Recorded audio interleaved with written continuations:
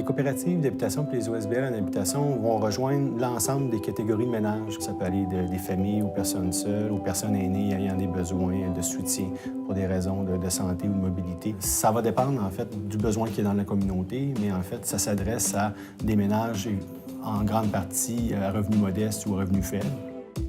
L'habitation communautaire ou l'immobilier collectif, ça représente en fait une forme d'organisation, je dirais, particulière, innovatrice au Québec qui a été développée, où des organismes, des coopératives d'habitation ou de solidarité en habitation, des OSBL, des organismes sans but lucratif en habitation, se sont développés. Donc, des modèles d'organisation collectif ayant pour but de répondre aux besoins de base qui est de se loger convenablement.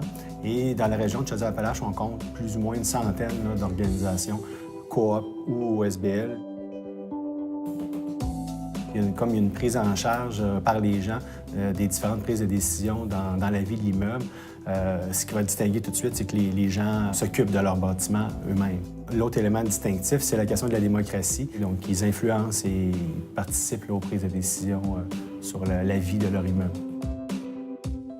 Si on ne fait rien, malheureusement, nos aînés vont quitter. D'où l'idée nous est venue de construire du logement pour nos aînés. La plus belle chose, c'est que les familles ont acheté les maisons des aînés. Donc, ça l'a fait... le logement social dans notre village a été un levier économique très important. Sous la forme de OSBL, les habitations Panay, eux autres, leur mission est personnes aînées, personnes seules. Alors qu'on a la coopérative d'habitation Beau Séjour, eux autres, c'est les familles et clientèle spécifique. Je me dis, dans un village comme le nôtre, si on ne s'occupe pas de loger nos aînés, bien, on va les perdre carrément. La problématique dans nos villages, encore une fois, c'est que le privé n'est plus là. Parce que le privé ne construit plus parce que ce n'est plus rentable. Donc, le seul moyen de développer du logement dans nos petits villages, c'est le logement social. C'est pour ça que c'est très, très important. C'est des acteurs économiques qui créent des emplois, qui conservent des gens dans leur communauté. Les statistiques le disent, pour chaque dollar investi, il y a presque 3 $ en retombées économiques là, dans les communautés. Donc, l'habitation sociale communautaire, c'est pas juste une dépense, mais c'est un investissement.